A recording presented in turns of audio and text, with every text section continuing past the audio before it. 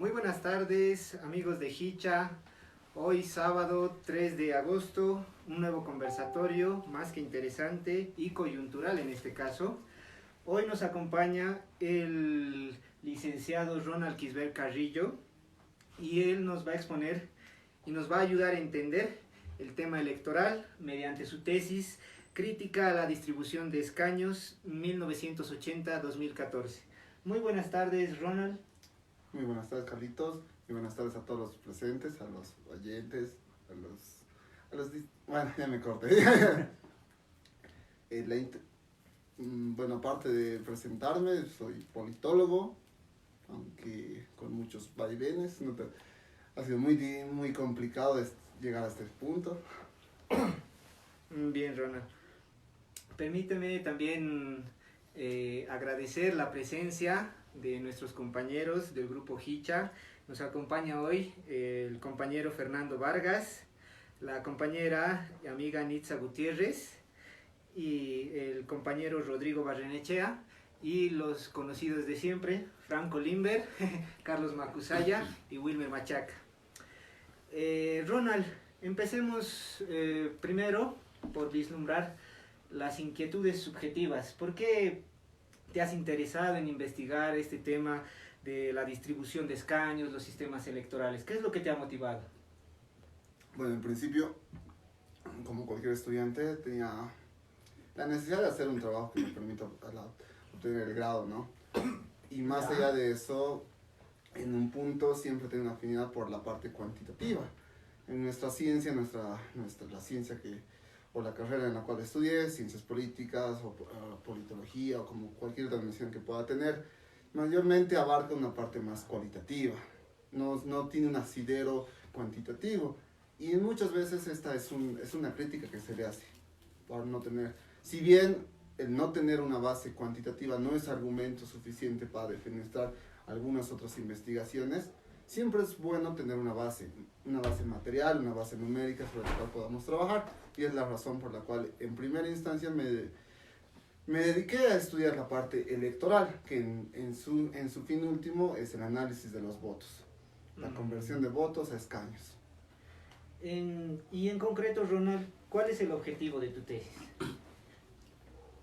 Es algo difícil de definir, porque yo al principio solamente la demarcaba como una crítica, que es el título que la acompaña, ¿no? Como una crítica a estos más de 35 años de democracia, a las 9 elecciones que han sucedido en nuestro país. La primera en una fase un poco interrumpida, un poco atropellada de la historia de nuestro país. Y ya en el último periodo, más continuada. Estas 9 elecciones han tenido vaivenes, tienen matices, tienen distintas características. Y como bien decía, al principio solamente me consideraba la opción de hacer una crítica a esto.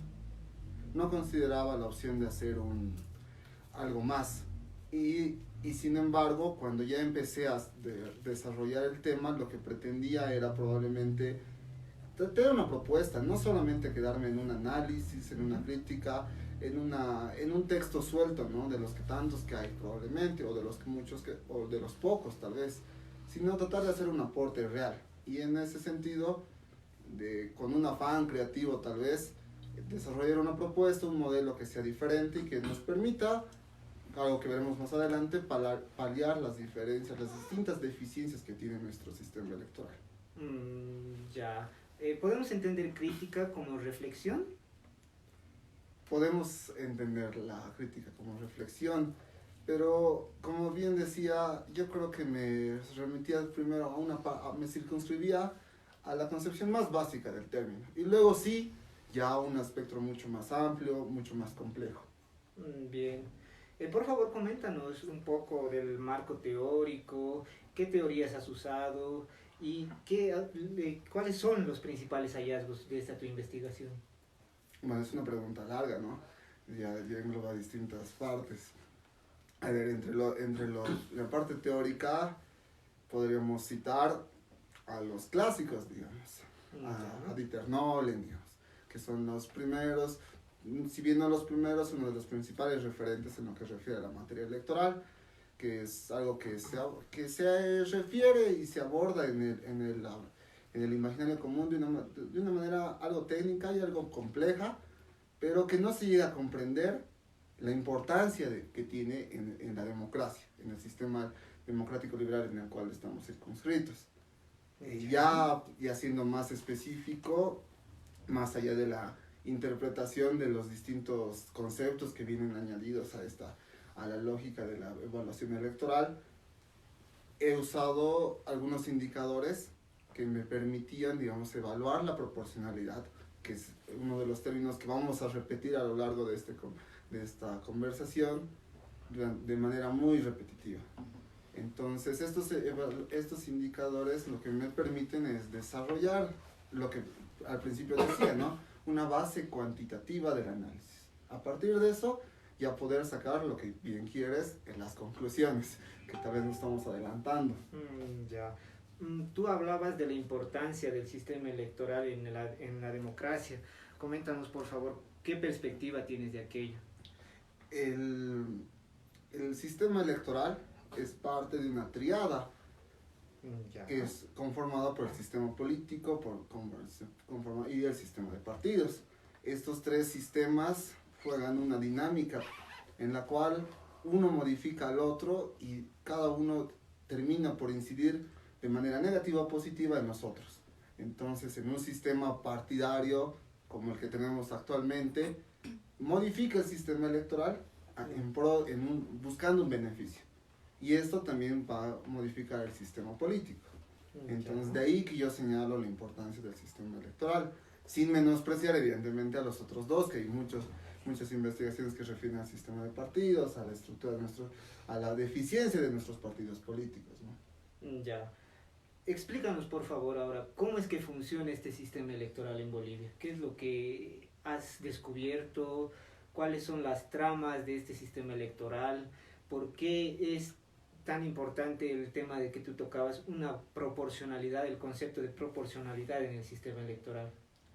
Ya, para hacerlo un poco más didáctico, ¿no? Como decía, el sistema electoral, la evaluación electoral refiere a la conversión de votos en escaños, que refiere cuando uno va a las urnas, esos votos se van a transformar, van a elegir a un representante, pueden ser diputados, pueden ser presidentes. Para esta lógica, para esta transformación, existen fórmulas, mecanismos que transforman nuestros votos en estos representantes. Desde los más simples, que se entienden por la mayoría simple, que es el que gana el que tiene más votos, o el que se usa para elección del presidente, mayoría absoluta, gana el que tenga más de la mitad, 50% de votos más uno. Con eso ya eres presidente de nuestro país. Ahora hay otras formas algo más complicadas que se refiere a la elección de diputados plurinominales, digamos, que son, ahora que está en boga lo de la confección de listas de candidatos, es importante discernir entre los candidatos a diputados plurinominales y diputados uninominales, digamos. Los uninominales son los que ganan con cualquier cantidad de votos que sea mayor a la de sus oponentes. Y por el contrario, los plurinominales requieren una serie de fórmulas algo más complejas. Todos estos mecanismos nos permiten establecer y luego conformar el Parlamento. Un Parlamento que, si bien durante la década de los 90 tenía un rol más importante porque en muchos casos ha definido la elección del presidente, y ahora a partir de 2005 de 2009 ya no hay esa opción. El Parlamento ya no tiene la capacidad de elegir al presidente. El presidente se elige mediante voto popular, o si no, se lo elige mediante otros mecanismos compensatorios que han sido implementados. Bien. Bajo ese contexto que tú ya nos has descrito, y por lo que he leído de tu tesis, tú en una primera parte haces la evaluación de todas las elecciones que han sucedido en la etapa democrática de Bolivia hasta el año 2014. ¿Qué has descubierto en esa evaluación? Primero, algo que muchos señalan, ¿no? La diferencia, y que probablemente sea algo que a muchos les interesa, las diferencias entre lo urbano y lo rural, las diferencias entre Occidente y Oriente, que pueden incidir en diferencias regionales, digamos, o urbano, lo mismo, esos clivajes que ya existían y que en el espectro electoral también persisten, pero que tienen distinta incidencia y que los partidos políticos aprovechan de distinta manera. También yo y a riesgo de mojarme, digamos, o meterme al agua, diría que siempre ha existido y siempre va a existir una voluntad por parte del sistema, de los partidos políticos, de los gobiernos, por mantener un sistema electoral que sea favorable a sus designios. Siempre es proclive a que no se sancionen los errores, sino que se mantengan, si es que se puede sacar un rédito de esto. Perdón que te corte ahí, Ronald. Entonces podemos entender también que la democracia está instrumentalizada en base a un sistema electoral. Sí, la democracia ha sido instrumentalizada. Durante la década de los 90, los distintos partidos que eran predominantes en ese momento aprovechaban, y eso no significa que no tenga un criterio técnico o que no se hayan establecido mecanismos técnicos, sino que existía una sobredeterminación de lo político. Pero entonces, Ronald, si se instrumentaliza esta democracia, ¿el principio de un hombre, un voto estaría vacío o qué es lo que sucede con ese principio? Sí y no. Sí, porque sí, y es algo que me aborda en mucho mi tesis, mi investigación, sí se ha deformado el valor y los principios que están insertos en nuestra Constitución de equidad, de igualdad, de que una persona es igual a un voto. Y no porque durante las primeras partes, durante la década de los 80 y 90, el predominio de una fuerza política no existía. Era un equilibrio tenue, un equilibrio fugaz entre distintas fuerzas políticas. Por tanto, este equilibrio no permitía que se vulneren de forma tan arrebatada, que no se vulnere de forma tan grosera el sistema electoral. Se mantenía un equilibrio tenue que permitía que todos los partidos estén contentos. No representaba una ventaja para un único partido, sino para el común de todos. Todos estos partidos, sabedores de las ventajas y de las deformaciones del sistema electoral, podían aprovecharlas. Han sido muy pocos los que han sabido aprovecharlas, tanto por una capacidad de organizativa como por recursos. Es al contrario, a partir de durante la década ya a partir del 2000 y durante el gobierno del MAS, que ha obtenido ese predominio tan absoluto, es que estas ventajas ya pueden ser abusadas de manera indiscriminada. En otro tiempo estas ventajas se usaban, pero no era tan grosero. ¿A qué te refieres con que no era tan grosero? Si comenzara, diríamos, una de las reformas probablemente es el cambio de senadores que ha existido en 2009, que se ha cambiado de 3 senadores por departamento a 4 senadores por departamento. Ya. Este cambio no tiene justificación técnica, o sea, no solamente se pretende decir a partir de que más representantes es mejor.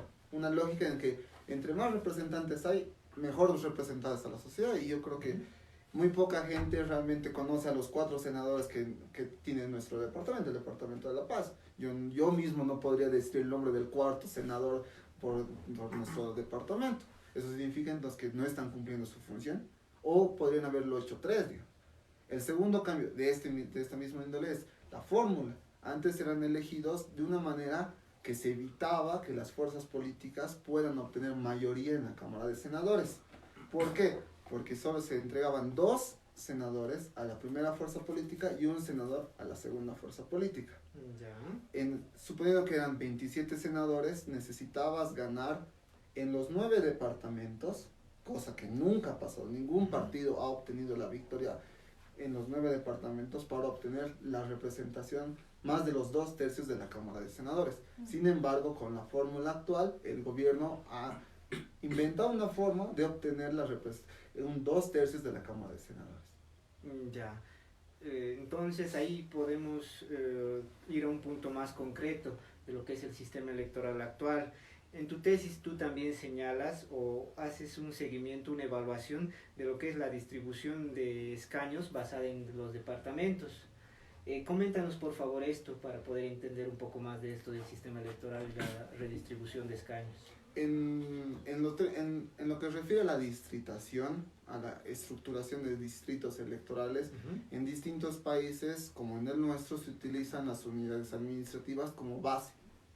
Unidades administrativas entendidas, en nuestro caso, como departamentos. Cada departamento es un distrito electoral al cual se le asignan un número de representantes basados en su población. Lamentablemente en nuestro país, al igual que en otros países, hay focos donde se concentra la población. Entonces, esto termina por degenerar en asimetrías, en desproporcionalidad. Significa que en Pando, con menos población, con menos votos, por tanto, es mucho más fácil conseguir diputados, conseguir escaños. Mientras que en La Paz se necesitan más votos, con más gente tienen menos representantes. Ahora bien, siempre ha habido la disputa en decir que si se premia la representación proporcional, netamente proporcional, vamos a desfavorecer o vamos a dañar a los departamentos menos poblados, digamos, es como una compensación. Es una compensación, pero eso también que ha significado que, como decía, ciertos partidos políticos han sabido aprovechar estas ventajas. Uno de los ejemplos más comunes es la confrontación entre Condepa y UCS. Ambos partidos políticos de carácter regional, uno en el occidente, la Condepa, La Paz, y UCS más plagado en todo lo que es el oriente, Santa Cruz. Ya. La UCS durante la elección del 93 sacó más votos, más escaños, en específico un escaño más, que Condepa. Sin embargo, Condepa tenía 2% más de votación. O sea, un partido Condepa, que era tan predominante en nuestro departamento, tenía menos representantes solamente porque su ligazón regional estaba en La Paz. Si hubiese sido esa misma representación en Santa Cruz, su representación se hubiese disparado. Y por el contrario, el UCS con menos votos ha obtenido más representantes. Le ha valido trabajar en Pando, en Beni, en Santa Cruz, donde es mucho más fácil obtener, mucho más barato. Incluso si alguien tuviese un cálculo de cuánto dinero se necesita para conseguir un escaño, y eso ya en términos de campaña, es mucho más barato, ¿no?, que en La Paz. Con estas convencer a más gente. Ese tipo de asimetrías es resultado de usar estos departamentos como base para la creación de distritos electorales. Estos distritos electorales van a mantener esas asimetrías. Es impensable que de aquí a 100 años la población de Pando sea igual a la de La Paz, ¿no? No es posible, no va a pasar. La de La Paz solo va a ir creciendo y la de Santa Cruz probablemente aún más. Entonces siempre van a ser departamentos que van a aunar mucha población y que sin embargo se van a ver subrepresentados. Porque al igual que se premia a Pando y tiene más representantes, La Paz tiene menos, o Santa Cruz tiene menos representantes. Y esto también no es justo en el sentido de los principios insertos en la Constitución, ¿no? Equidad, igualdad. Ahora, el fin, ya como decía, cuando yo he desarrollado en primera instancia, solo me refería a una crítica, una evaluación, un análisis probablemente. Y es a través, ya discerniendo entre todas las características del sistema electoral, viendo las falencias, las deficiencias que tenía, ver si es posible usar una propuesta, realizar la propuesta. Entonces yo veía la posibilidad, aunque muy arriesgada, de crear distritos electorales que aúnen departamentos, que sean distritos electorales que sean el resultado de la suma de distintos departamentos. Vamos a llegar a eso, Ronald.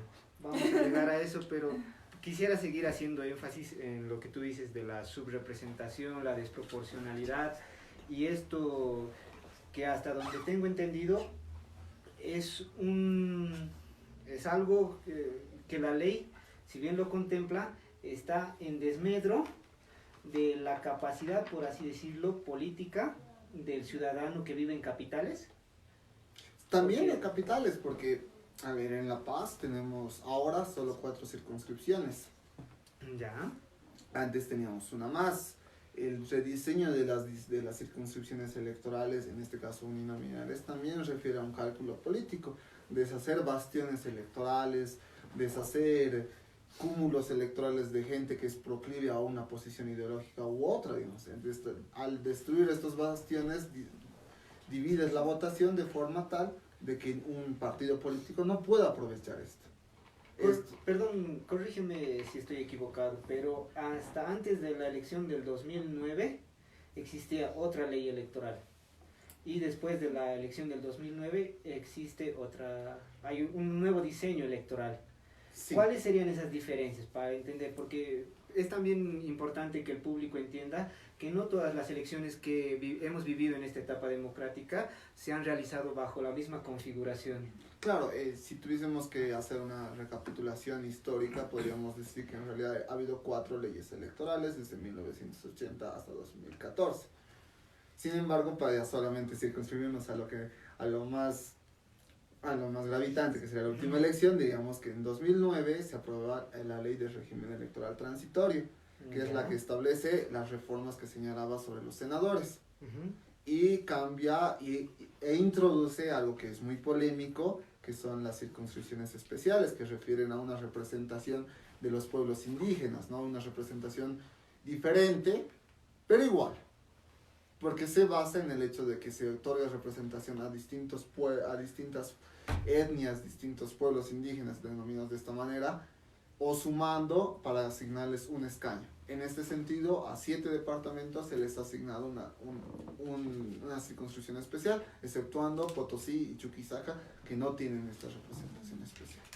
Ahora bien, esta medida no tiene, a mi modo de ver, carece de sentido, no porque no deba asignarse una representación, sino porque los procedimientos bajo los cuales se elige a estos representantes son parte de la democracia liberal y hacen uso de los procedimientos de democracia liberal.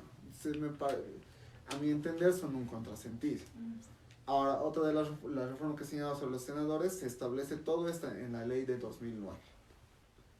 Después de 2009, después de la aprobación de la Asamblea de la nueva Constitución Política del Estado, se establece todo un nuevo marco jurídico. Una de las principales leyes es la nueva ley electoral, que es la ley 026, la ley del régimen electoral, sobre la que adopta muchas de las reformas ya insertas en el régimen electoral transitorio. Esta ley es la que ha permanecido vigente tanto para la elección de 2009 como para la elección de 2014. En la elección de 2014 se han establecido nuevos distritos electorales en base a los resultados del censo de 2012, que es algo que me olvidaba mencionar. Estos procesos distributivos siempre se hacen en el marco de los resultados de los distintos censos de población, que en su mayoría han acompañado también las elecciones. Uno de los censos que yo considero, el primer censo que considero es el censo de 1976, el siguiente proceso censatario es el de 1992, el siguiente es el de 2001 y el último que hemos vivido en el país es el de 2012, cuyos resultados han sido cuestionados. Según tu estudio, ¿qué diferencia verías en este cambio de leyes, en este cambio de paradigma respecto a lo que tú decías, a la representatividad y desproporcionalidad? ¿Una ha sido peor o mejor que la otra? ¿Ha habido un avance en ese aspecto, en el salto de una ley a otra? En la última ley se ha intentado dar un toque más técnico al proceso de asignación de escaños entre los departamentos, pero al igual que muchas voces críticas señalan que es más como un maquillaje de un cálculo político, o sea, no refiere a un verdadero trabajo técnico que se ha sido concienzudo y que ha buscado una calidad en ese proceso, sino simplemente ha sido dar un toque, asignar, evitar darle una permeabilidad a las críticas, ¿no? A los más críticos a estos procedimientos. Y ya, si ya nos vamos a los efectos reales, diríamos que no ha cambiado, porque la asignación de diputados no ha cambiado el procedimiento de asignación de diputados no ha cambiado desde 1997. Se utiliza el mismo procedimiento desde 1997 a la fecha. Solamente se ha cambiado el procedimiento de senadores, que es lo que señalaba, y es lo que le ha permitido a este gobierno alcanzar más de los 2/3 de la Cámara de Senadores. Entonces, según mi entender y a la perspectiva que me indicas, con esta nueva ley se ha seguido instrumentalizando la democracia, sí, en desmedro de la representación y la proporcionalidad para el ciudadano. Sí. Sin lugar.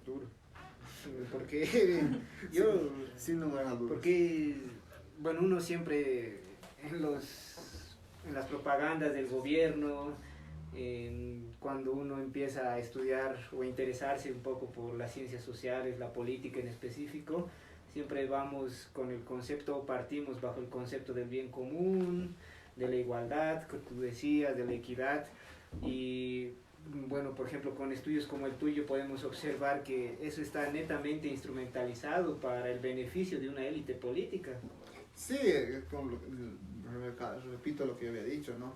Antes, hace unos 10 años antes, como era un equilibrio entre distintas fuerzas políticas, era muy difícil que estos mecanismos se deformen a favor de una u otra fuerza política, se mantenía a favor de todas, se mantenían estas deformaciones. Sin embargo, ya con el predominio de una única fuerza política, es mucho más fácil que se aprovechen y que se rompan los equilibrios, ¿no? Que se rompa ese precario equilibrio, ¿no? O el status quo. Tal vez usar el término de equilibrio refiere a que estaban bien, que el sistema electoral era correcto, era eficiente y era proporcional, cosa que tampoco era, simplemente que ahora el status quo se ha roto a favor de una fuerza política. Vamos a jugar un poco con lo que tú me contabas y por lo que he leído de tu tesis, que me parece algo realmente valorable, loable, en el sentido de que tú, a partir de esta evaluación que haces del sistema electoral actual y en el marco de tiempo que te has delimitado en tu tesis, has empezado a jugar con las realidades de las diferentes elecciones, pero planteando un modelo que busca más representatividad y más proporcionalidad. ¿Me equivoco? Sí, exactamente.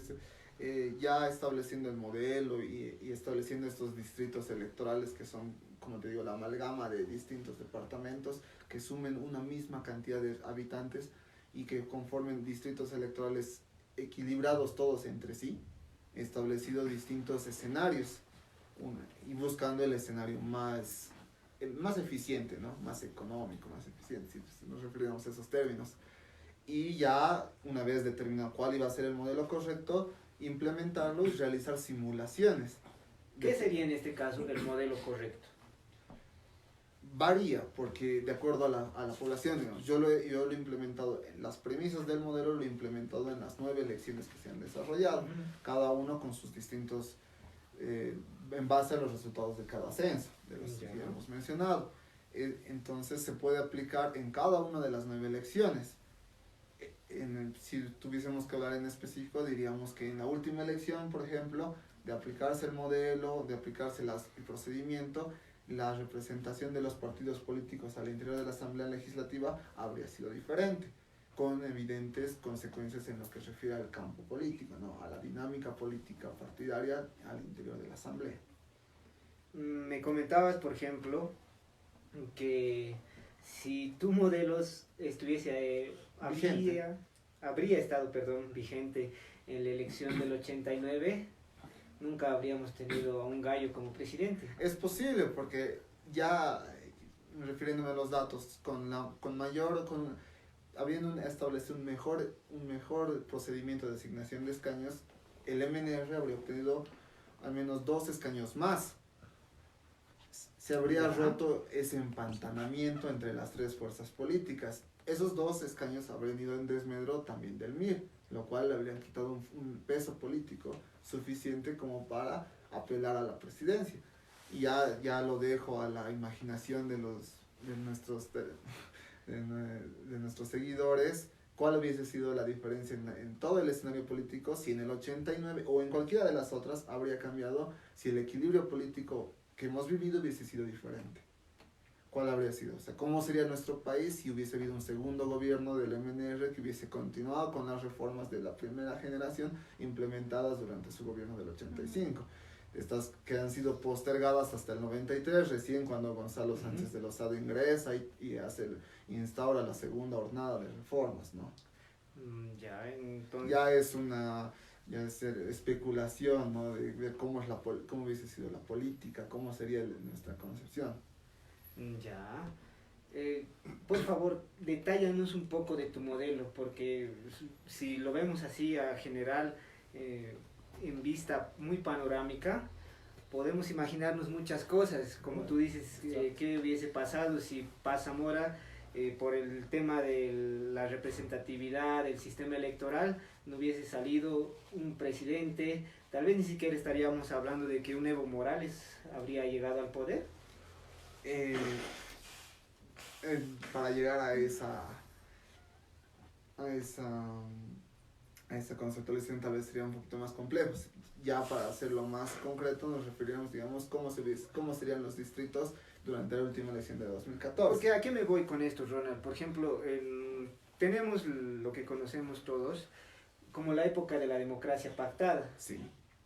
En esa época de democracia pactada es donde se han jugado, se han hecho alianzas, se han hecho jugarretas para que ciertos intereses políticos vayan en desmedro de la votación, como el caso de Paz Zamora, alguien que sale tercero asciende como presidente, ¿no es cierto? Sí. Pero en cambio, si en el sistema electoral se hubiese proclamado esto de la representatividad y la proporcionalidad, tal vez con menos,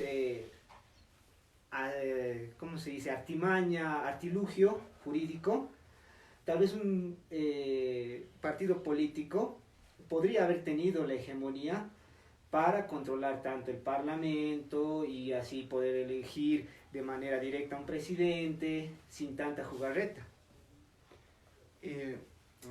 Es posible.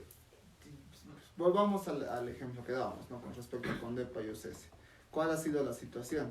Condepa ha sido arrinconado a una lógica partidaria al interior del parlamento, a la negociación, porque carecía, si bien poseía un respaldo popular que se expresaba en el número de votos obtenido, carecía en lo que se refiere a la representación al interior del Parlamento. No tenía un número de representantes igual a lo que era su votación, y también eso ha coartado, ¿no?, su capacidad. Como dices, probablemente, como les hemos investigado, de darse el escenario de un fortalecimiento de Condepa, que Condepa estaba en un proceso de crecimiento que luego ha sido coartado por el fallecimiento de su principal caudillo, ¿no? Ahora bien, en la siguiente elección, durante el gobierno de Gonzalo Sánchez de Lozada, el desarrollo sería similar, ¿verdad? Ya la conformación de poderes que han permitido que Gonzalo Sánchez de Lozada acceda a la presidencia con un número reducido de escaños, con un número reducido de representantes. Estos representantes le han visto obligado a ceder, a negociar con las distintas fuerzas políticas. En estos escenarios, un incremento inferior de representantes le podría haber permitido mayor gobernabilidad, ¿verdad? Sí, exacto. Exacto, es lo que a lo que quieres referirte, ¿no? Le hubiesen permitido mayor gobernabilidad y hubiesen permitido que otras fuerzas políticas que ya iban en declive se unan aún más, ¿no? Ya estén en un proceso de declive, ¿no? Sí, no de declive. Ya. Te reitero la pregunta que te he hecho anteriormente. ¿En qué básicamente consiste tu modelo? Porque si vemos, y por lo que tú nos has explicado, que el actual modelo está o es muy instrumentalizado y va en desmedro de la proporcionalidad y la representación del ciudadano, tendríamos que buscar entonces una alternativa que subsane aquello. Exactamente, eso es lo que aspira mi modelo, ¿no? Eliminar las asimetrías del sistema electoral, del sistema de representación, principalmente en la Cámara de Diputados, porque la Cámara de Senadores se constituye en una representación regional de todos los departamentos por igual. Y por el contrario, en la Cámara de Diputados se refiere a una representación de origen poblacional. Y este criterio, o sea, esta razón de ser de la Cámara de Diputados, siempre ha sido subvertida por un cálculo político, por no defenestrar la representación de los departamentos menos poblados, que ya tenían una representación en la Cámara de Senadores. Ahora bien, como decía, mi modelo lo que trata de establecer es distritos electorales de similar magnitud, o sea, conformar en el ejemplo, sumar el departamento, la población del departamento de Pando, del departamento de Santa Cruz y el departamento de Beni, digamos, este solo es un distrito. Estos tres departamentos suman más o menos 3 millones de habitantes. Y a estos 3 millones de habitantes se les asigna un total de representantes igual a esos 3 millones de habitantes, que son más o menos unos 40, 42. Ahora hacemos lo contrario en el otro bloque. Sumamos departamentos, digamos, La Paz, La Paz, Oruro, Potosí, digamos, Ya. suponiendo que mantenemos las regiones, ese carácter regional.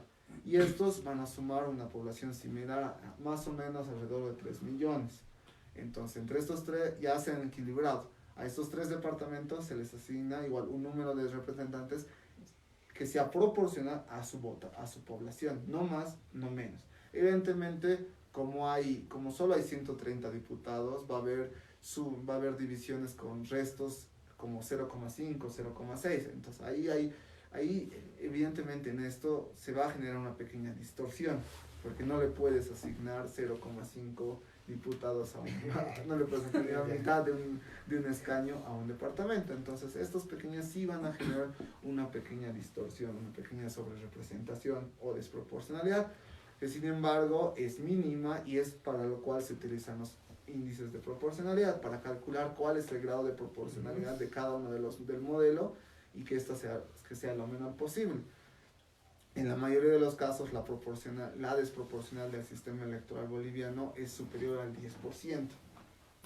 ¿Qué significa esto, por ejemplo, en temas ya de manejo o representatividad en la Cámara de Diputados o de Senadores, que la desproporcionalidad sea del 10%? Significa que al menos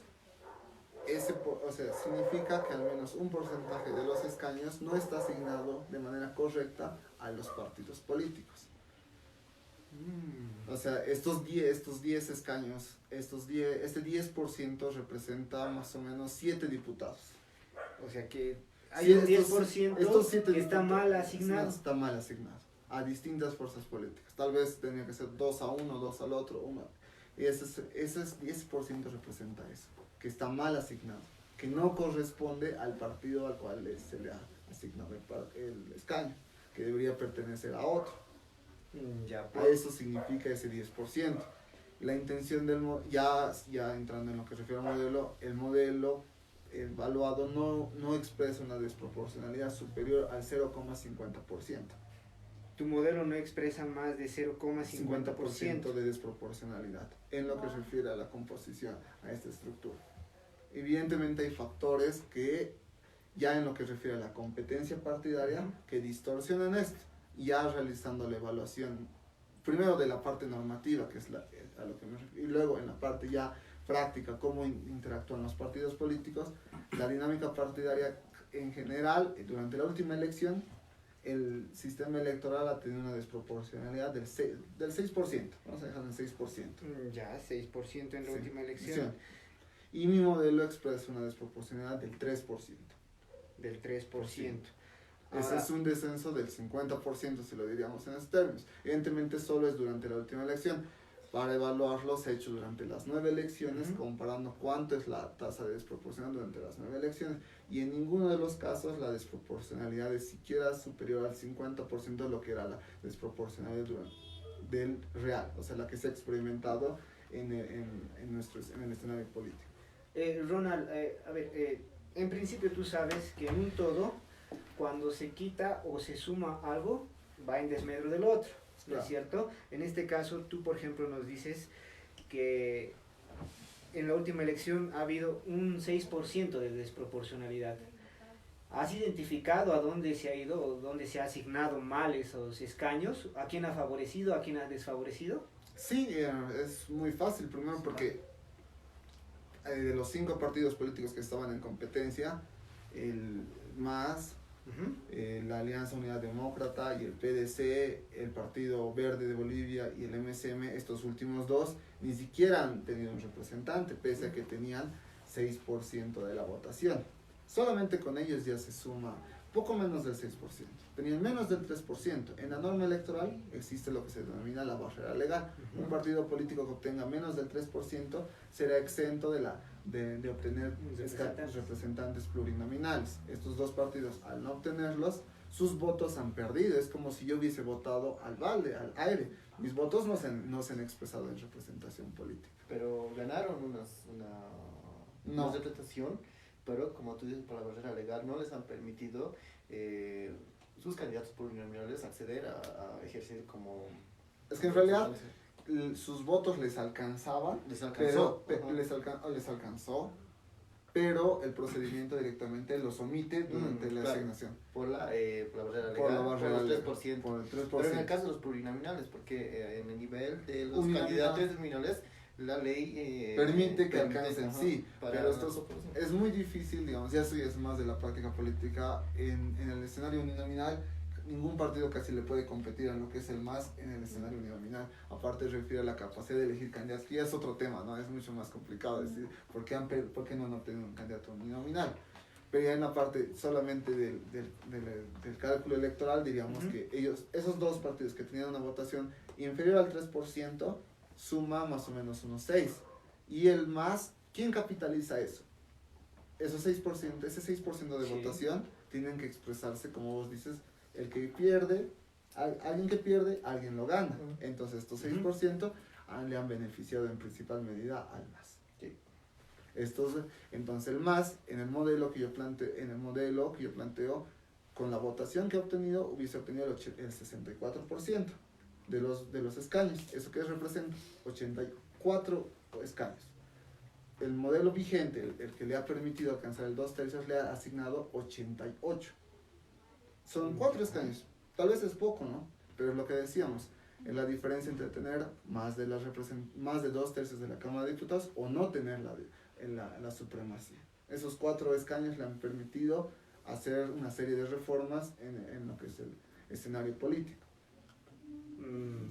Bien. Y para no salirnos de este tema del modelo que estás proponiendo en tu tesis, de alguna forma has analizado las repercusiones políticas, porque en sí el modelo que he revisado, los datos que tú propones, claro que son las más, tienden a la eficiencia y tienden a básicamente la democratización de la representación real de los votos que se convierten en escaños.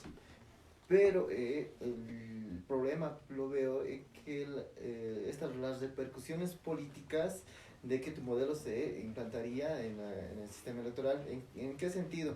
Tú has mencionado que departamentos, las circunscripciones departamentales que tú estás queriendo unir, como Pando, Beni, digamos, Una amalgama de... Claro, unir en una circunscripción departamental, una región, es realmente quitarles a un solo diputado a un departamento es realmente tan difícil, tan complicado, que a veces me ha retrocedido, ¿no? a las clases de Cordero, que él decía que lo real les está planteando en números, ¿no? Pero las repercusiones políticas de que tú quites a un diputado solamente a un departamento es para generar conflicto dentro del mismo partido, generar conflicto entre partidos y generar una especie de convulsión una social. avalancha de conflictos, ¿no? Reavivar el regionalismo presente. Claro. En Chuquisaca La Paz, por ejemplo, Chuquisaca La Paz Santa Cruz. esos eran los problemas más que estaban en debate en el y que siempre van a estar que siempre están presentes en esto, ¿no? Es como es muy complicado abrir esta distribución porque hay muy poco para muchos. Sin embargo, el problema sería si vamos a mantener la sobredeterminación de lo político sobre lo técnico, ¿eso a qué escenario nos va a conducir? En algún punto tenemos que introducir reformas técnicas, porque si no estamos condenados, y me refiero de esta manera, a repetir estos escenarios. Sí, tienes mucha razón en esa condena, es parte de la cultura política. ¿Cuán real es que se puedan aplicar estas reformas? Estas reformas, esa es una pregunta muy difícil, ¿no? Es una pregunta muy difícil. Ya refiere al pragmatismo político de nuestros actores políticos, de la ciudadanía en general. Es probablemente una de las principales bases que se puede establecer es cuál es la practicabilidad de establecer este modelo, de establecer más allá de lo teórico a un escenario real, práctico.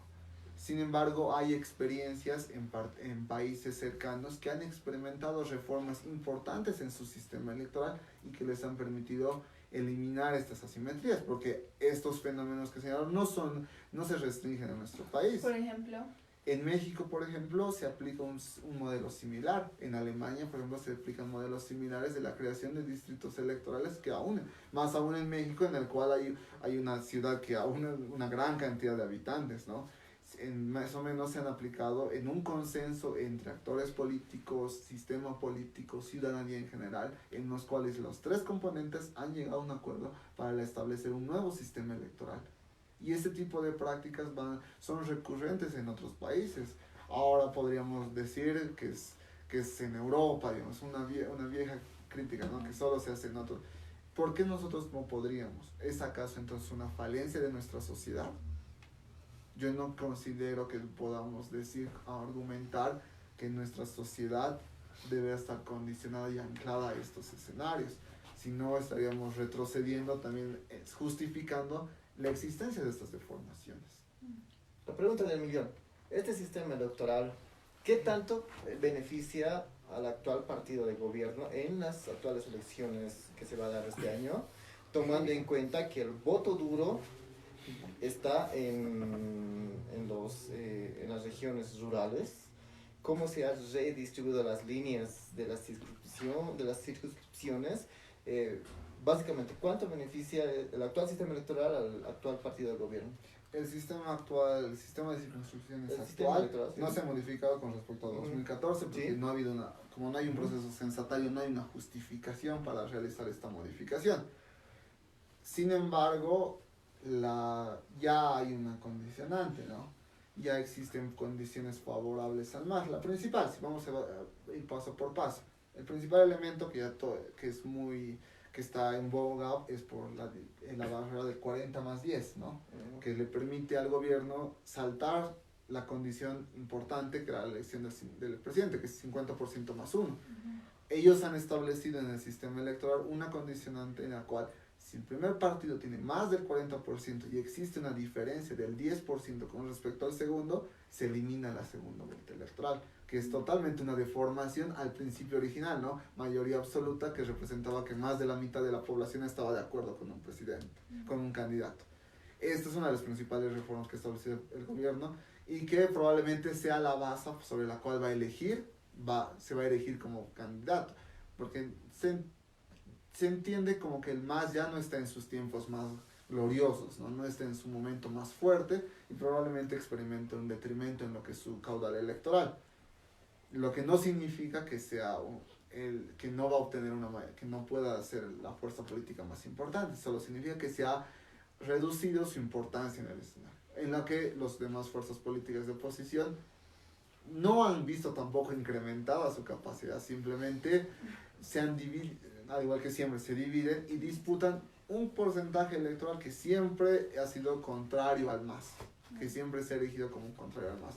En lo que refiere a las candidaturas uninominales, yo considero que el MAS es imbatible en lo que refiere a la elección de candidatos uninominales. No hay una lógica por parte de los partidos políticos de oposición de disputar estos escenarios, que aparte requieren una confección de candidatos muy importante, ¿no? No se puede elegir a cualquiera y vemos que la capacidad de la oposición parece nula en lo que refiere a selección de candidatos nuevos que tengan asidero con los votantes.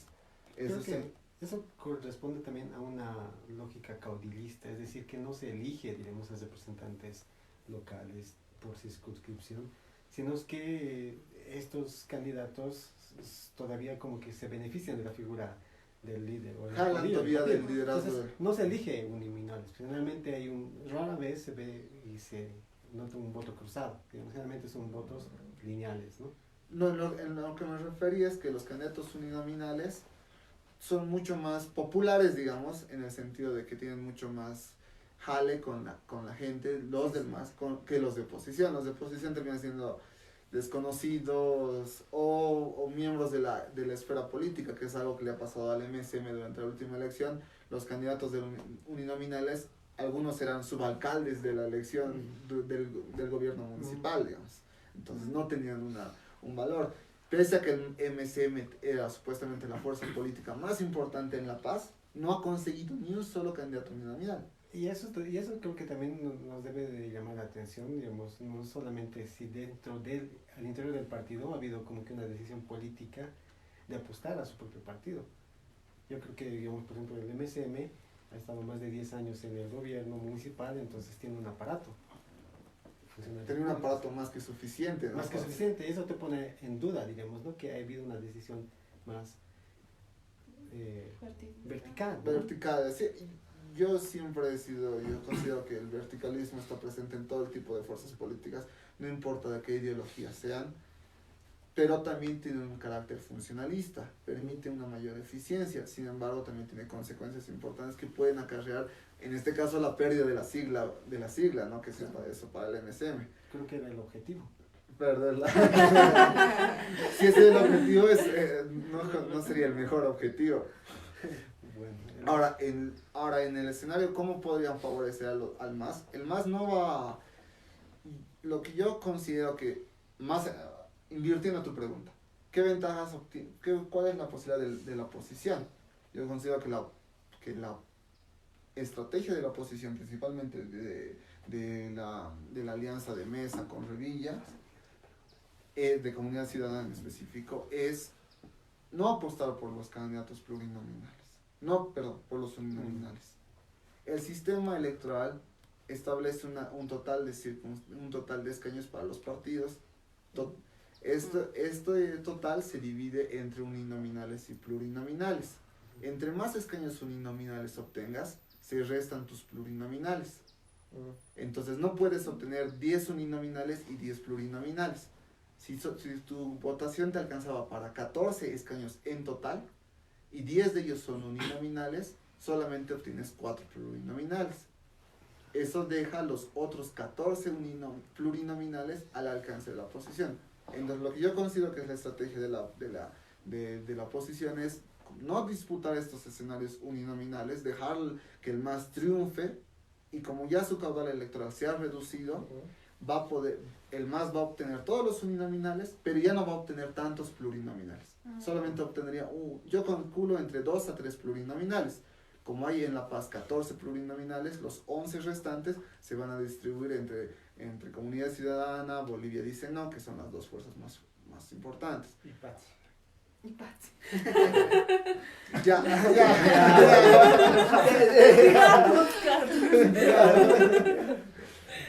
Yo tengo algunas consultas. Por ejemplo, no sé si dentro de tu modelo existe o aún se mantiene esto de las asambleístas y la distribución tal vez especial, en el caso de los indígenas, y si es que has visto las experiencias de otros países. Hace un momento comentabas si hay estas circunscripciones especiales, ya sea en el caso indígena o en el caso también de inclusión por cuestión de género. ¿Qué se plantea en tu modelo? Y otra pregunta sobre tu distribución sobre bloques, ¿no ves? Es decir, para hacer ese equilibrio en poblacional. Me ha llamado la atención porque generalmente es esta distribución la clásica que se hace, ¿no? Oriente, Beni, Pando, Santa Cruz, Ese sería un La ejemplo. Paz. No se mantienen las regiones de esa manera. Ya. Solamente es la forma más práctica de ilustrar el cómo se juntan los departamentos para la creación de distritos electorales, solamente para el fin electoral. Esto no representa que se vaya a quebrar la estructura administrativa de cada una de las regiones. Porque es sensible, digamos, generalmente llega, digamos, a susceptibilidad cualquier, digamos, forma de, ya sea, digamos, de distribución política, o tal vez, digamos, de construir o un poco impulsar cierta eliminación de fronteras. Sabes que el federalismo, muchas personas han planteado lo mismo, pero no en el caso de distribución de escaños, sino en el caso de una distribución política administrativa, ¿no? Claro, es que yo considero que solamente se refiere a lo electoral. Yo solo me quiero, porque si ya meterse como en la creación de bloques federalistas es un trabajo mucho más, y casi, yo ahí sí no sé que estoy más casi imposible, ¿no? En este sentido, solamente en lo electoral es viable si cambias la óptica. En vez de decir, estoy perdiendo 5 diputados, puedo decir, si mi bloque tiene 40 diputados, no estoy perdiendo 5, estoy ganando 40. Porque en teoría estos 40 representantes van a representar a la circunscripción electoral. No están siendo van a ser elegidos en el total de la circunscripción. Igual se puede mantener la lógica de establecer circunscripciones uninominales. Igual, al incrementar el número de escaños por distrito, se reduce el número de votos necesarios. Entonces los distritos, las circunscripciones van a ser todavía más pequeñas, lo que permite que sea mucho más fácil para todos tener un representante. Yo pienso que es una cuestión de lógica, de cómo es discursiva, en el sentido de que no pierdes 5, ganas 40. No pierdes si no estás ganando más representantes. Porque al final todo en lo que se maneja en nuestra sociedad es decir, entre más representantes tenemos mejor. Ya en lo que refieres a lo de circunscripciones especiales, yo decía que estas circunscripciones especiales tienen un carácter étnico, ¿no? Un carácter de representación cultural, no de representación política, pero los procedimientos bajo los cuales se elige son de corte liberal, de la democracia liberal, mediante la introducción de sistemas de partidos políticos que se inmiscuyen en una lógica que debería ser cultural, digamos, que deberían votar mediante usos y costumbres, cualquiera sea su procedimiento, ellos deberían ser capaces de definir su candidato, no circunscribirse a disputas partidarias que son tan denostadas, ¿no? En todo caso, en otros países que tienen una pluralidad tan complicada, tan conflictiva, lo que se introduce es escaños especiales fuera de los escaños de representación poblacional. En este caso podría ser que estos 7, en vez de formar parte de los 130, estar fuera de esos 7. Fuera de esos 130 tendríamos una Cámara de Diputados con 137 diputados. Pero estos diputados podrían tener un índole de incidencia en ciertos temas solamente, o podrían incidir en todos. Volvemos al origen, a cuál es el origen de la Cámara de Diputados. La Cámara de Diputados se erige como una representación poblacional, no representación cultural, no representación regional. Porque en el momento en que estamos desvirtuando la razón de ser de cada una de estas cámaras, introducimos deformaciones que conflictúan aún más el escenario. Ahora si estos 7 fueran exentos de los 130, podrían ser considerados como un plus a las regiones, ¿no? A los departamentos, manteniendo esta estructura, excepto Potosí y Chuquisaca, que no se entiende por qué Potosí no tiene una representación de este carácter, o tampoco Chuquisaca, digamos. No hay una razón por la cual se establece solo 7, ¿no? Porque es un cálculo arbitrario decir son solo 7. Tendrían que ser, digamos, uno para cada uno de los pueblos indígenas que existen en el país, una de las representaciones, o para ninguno. Porque lo que se hace es la sumatoria de distintas etnias, por así decirlo, de distintos pueblos, ya sumando, digamos, 300.000. Ustedes valen por uno, ustedes valen por otro, pero este tiene que representar a todos ellos. Pero igual se introduce la lógica partidaria, esa competencia partidaria tan liberal. No debería ser el procedimiento correcto, deberían ser elegidos mediante procedimientos propios, ¿no? Usos y costumbres que sean propios a su cultura, a su práctica. No tiene sentido. Y luego que formen parte de una representación poblacional, tampoco, porque ellos en todo caso tienen doble representación. Ellos votan tanto por ser boliviano, habitante de un departamento en concreto, como por tener una pertenencia étnica cultural, digamos, ellos entonces están sobre representados, y digamos alguien que no tiene una pertenencia está subrepresentado. Una consulta, bueno, interesante todo lo que has expuesto. Definitivamente el sistema es un juego, es bastante técnico, y ignoraba eso, lo técnico que era, es básicamente mucha matemática y es un juego entre escaños y población. En ese sentido, es, por lo que explicas también, este sistema representativo que nosotros seguimos, tanto como muchos otros países, el democrático, ¿es realmente efectivo? O sea, yo me pongo a pensar, ¿realmente es efectivo? Yo en primera que ni me siento representada, ni con el sistema anterior, ni ahora con la modificación, y por la explicación que das o que has dado, claramente es manipulable.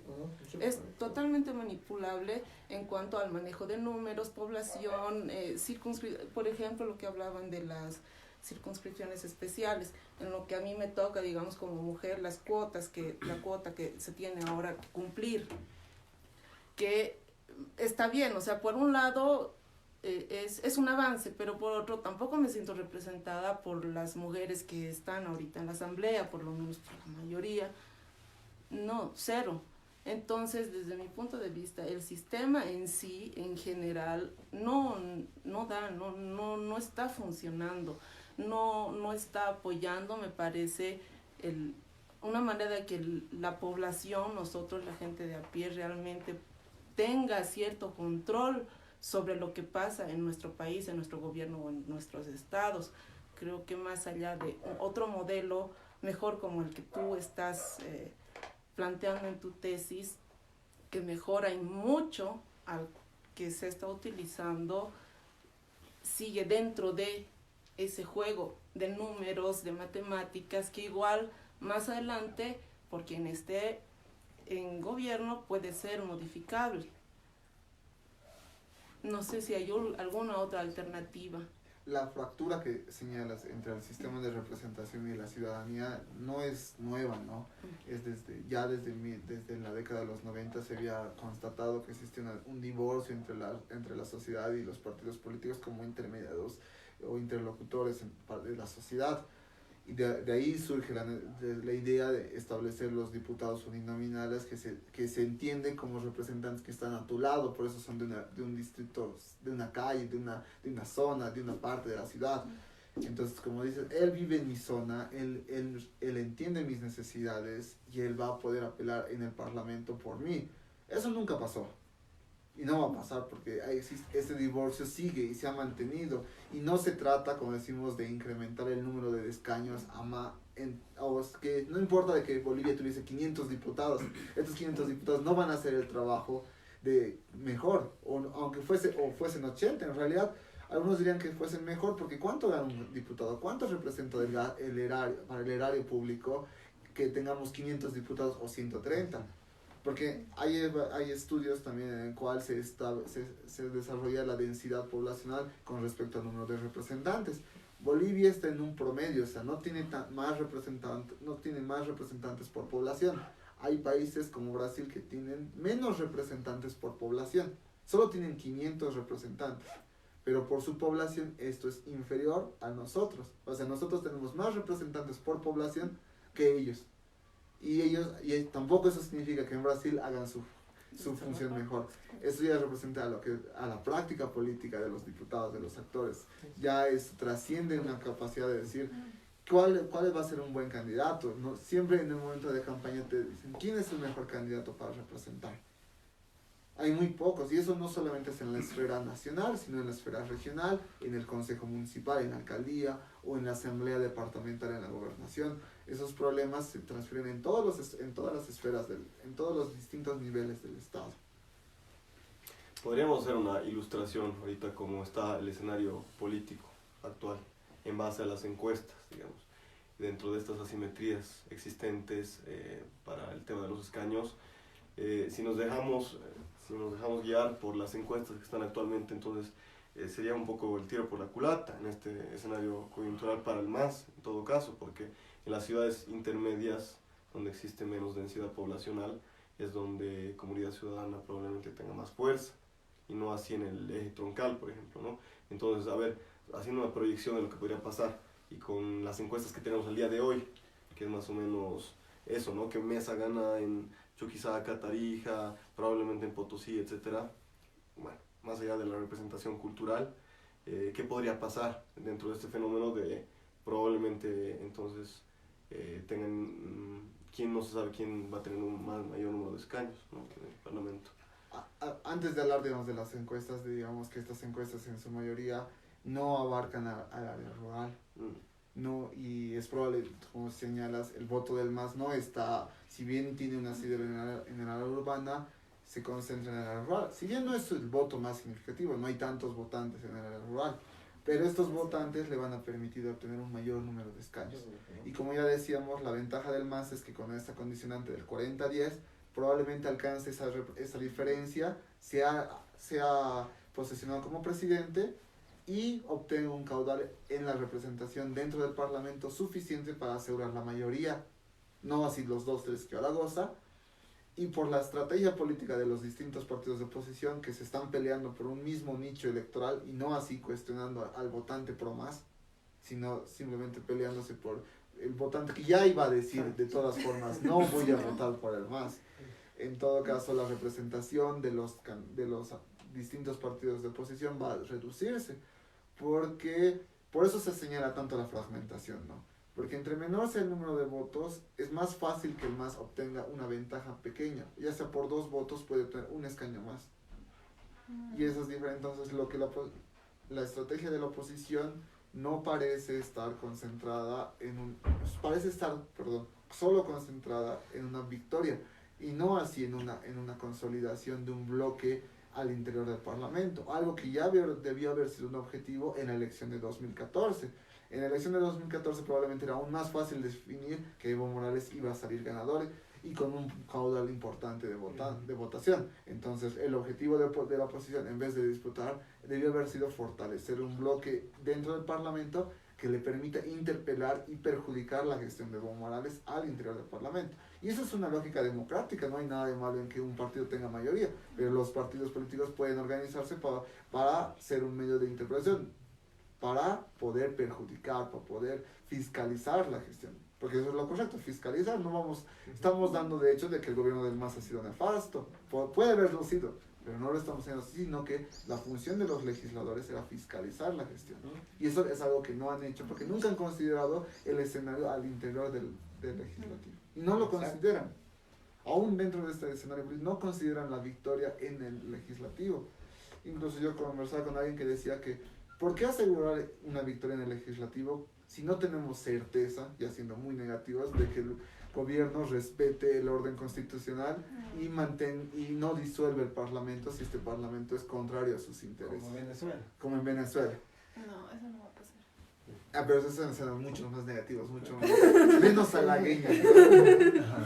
Bien, Ronald, para ir finalizando, por favor, quisiera que nos menciones... Wilmer, perdón, ¿tienes una pregunta? O Makusaya. Oh, Makusaya. Makusaya no dijo Makusaya no ha dicho nada. No, yo lo estoy disfrutando, me gusta mucho. Tal vez por último, ¿dirías tú por tu conocimiento en esto de la distribución de los escaños que los partidos de oposición en esta contienda electoral estarían más apostando, digamos, tendrían como objetivo no ganar, sino más bien al priorizar, digamos, sus candidaturas plurinominales y no a sus uninominales, ¿no? O buscar, digamos, disputar el escenario electoral al MAS en sus espacios? ¿Estarías diciendo que los partidos de oposición se podría decir que no están yendo a ganar? Yo me atrevo a decir que la estrategia de Comunidad Ciudadana es no disputar lo uninominal, asegurar tantos escaños se pueda en lo plurinominal, y similar para en otros departamentos. Probablemente en Santa Cruz es más complicado el escenario, ¿no? Porque el predominio de Bolivia dice no, de los demócratas es diferente a lo que pasa en La Paz. Cuando consideramos que el MS, volviendo a lo del MSM, consideramos que el MSM en la ciudad de La Paz era imbatible y no resultó ser cierto. En Santa Cruz ese escenario es mucho más complejo. Yo considero que Bolivia dice no, sí puede disputar escaños uninominales y plurinominales fácilmente, pero en el resto del país es muy difícil, más aún en la área rural, disputar escaños uninominales. Entonces vuelvo a decir, la estrategia de Comunidad Ciudadana me parece que es disputar los escaños cuantos plurinominales pueda disputar, que los uninominales se valgan por sí mismos, que son solamente para rellenar la lista, porque tienen que presentar, no pueden mostrarse débiles, digamos. Ya no presentar un candidato es mostrar debilidad. Y en eso solamente es apelar a eso. y esperar que en el escenario nacional un repunte, digamos, en las encuestas de Carlos Mesa. Y otra vez, el votante de Carlos Mesa, todos los votos para Carlos Mesa favorecen a sus escaños plurinominales, no a sus escaños uninominales. Entonces, en lo que Carlos desarrollaba hace algún tiempo era otra vez ese carácter caudillista de nuestra política, ¿no? En que solamente cuenta el caudillo, el de arriba, y el resto no son imprescindibles. Bien, Ronald. Para finalizar, por favor, dinos los beneficios, así al punto, de tu modelo y tus principales conclusiones de la investigación, por favor. Los beneficios, ya los hemos mencionado, ¿no? La intención de eliminar casi totalmente la sobrerepresentación, la desproporcionalidad. Si bien señalábamos que por cuestiones matemáticas va a existir por la imposibilidad de hacer una división perfecta de diputados entre las regiones, eso no es posible, pero se limita a un tolerable casi insignificante, como decía, no supera en el más del 0,50% en lo que se refiere a la distribución y menos del 50% de lo que se ha experimentado en términos de competencia partidaria. Ahora, en términos, ¿cuáles serían mis conclusiones? Lo que señalaba Limber es muy cierto. Una de las principales pegas que he encontrado a mi proyecto es la viabilidad política. Probablemente sería impensable que nosotros tengamos, pero también parece muy triste, ¿no? Considerar que no podemos ser lo suficientemente concienzudos para entender la necesidad de establecer reformas, no solo en este escenario. Esta parece obnubilación que sufre nuestra sociedad se extiende a distintos ámbitos, ¿no? En el que somos incapaces de avanzar en ciertos aspectos sociales o científicos. Entonces, si nos vamos a condicionar siempre por la practicabilidad, porque todo tiene que ser pragmático, no vamos a desarrollar nunca mecanismos eficientes. Aunque parezca, ya en ese sentido decir que si bien lo que se desarrolla en mi proyecto tal vez no se pueda aplicar en el aspecto político, va a servir para establecer, probablemente, espero que sirva para establecer un nuevo sistema o que en algún momento podamos hacer reformas, tal vez no de esta magnitud, pero que vayan increciendo y que nos permitan ir eliminando la desproporción a lo largo de los años. Que no se mantengan estas asimetrías, estas brechas entre población. Bien. Bueno, agradecerles a todos los amigos que nos han ido siguiendo. Ha sido un conversatorio muy interesante en esta ocasión, hemos aprendido mucho. Agradecer también a todos nuestros amigos que nos han acompañado aquí con su presencia. La Casa Diex. Y la Casa Diex. No, Bolivian Express. Bolivian Express, perdón. También por la acogida. Nos estaremos viendo en la próxima sesión de Conversatorios Hicha. Muchas gracias, amigos. Hayaya.